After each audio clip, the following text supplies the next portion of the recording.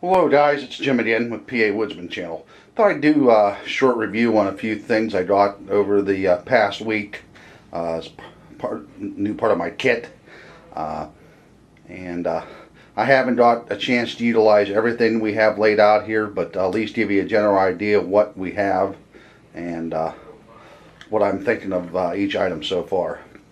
From left to right, left being a Japanese waterstone sharpening kit by Bear, and then in the center I have my Wetterlings 19-inch Bushcraft / hunter axe, and to the right there is a Kahtoola MICROspikes for hiking in the snow and ice on days that it ain't deep enough for the snowshoes. So I'm going to go ahead and get the camera set up a little bit better for us, and we're going to go ahead and start reviewing each item from left to right.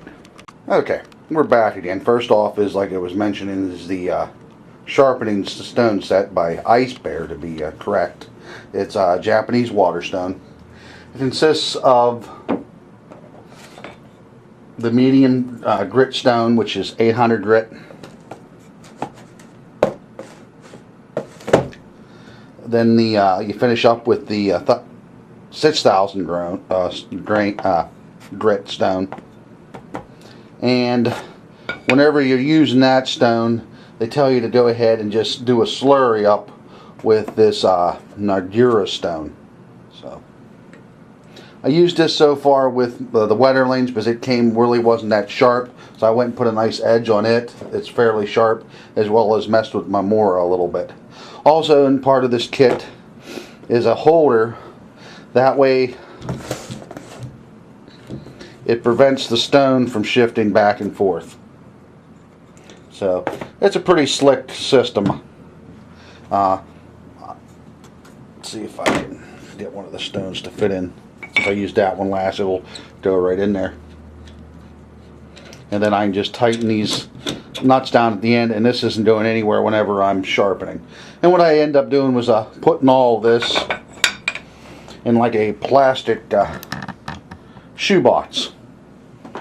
That way I keep it all organized. Plus, when it comes time to soak the stones, it's already in its own reservoir that I can go ahead and fill up with water and let those soak for about 10-15 minutes. So that is the Bear stone set. Next off, we're going to go ahead to the Wetterlings axe. I first off got the Grand Force Brooks axe. It was a 19-inch forest axe, and I really wasn't too impressed with it. Speaking with the dealer when I returned it, he told me that all the hype on the Grand Force he doesn't see. He said Wetterlings is just as good as an axe, if not better sometimes. He said this one would be great for what I'm looking for in the splitting of woods more than I am going to be using it for crafting, but I'll probably use it for some sort of crafting along the line. So, but it's just like, it's a hand forged steel top. Holds my fingerprints pretty good on there, but hickory handle, and it's got a 19-inch in total length handle. Everything's lined up perfect. I can hardly doubt you'll see the edge on this, but as I did put a nice razor edge on this with the sharpening stone, and it came with a nice leather sheath, which I'm going to dress up, get some polish, and clean that up, and treat the axe as well, keep it from rusting. So, and finally, well, back to the axe real quick. I'll be out this weekend messing around some more. I ordered a Enzo Trapper 01 steel Bushcraft knife as well. It'll be coming this week, and we'll be messing around with both while we're out of field this weekend. So, all right, back over here. The other day, you saw me using my snowshoes. But there's days that the snow isn't deep enough, especially come spring or the beginning when the snow doesn't fall too much. And I've already managed to fall on my butt like probably a lot of you else have done so far out there. So I looked into a thing called MICROspikes by Katula. We have these ones that are sort of similar to these, but they have little replaceable studs on the bottom. They're good for just walking down your sidewalks and streets, something like you'd see your postman wearing, keep him from falling on his hind end during freezing rainstorms. But I wanted something that's going to really drip into the dirt and into the ice when I'm backpacking. So I purchased these online. You can get them at REI. I believe Campmore may also sell them, but I got these direct from the manufacturer since REI was out of my size. They come in either red and black.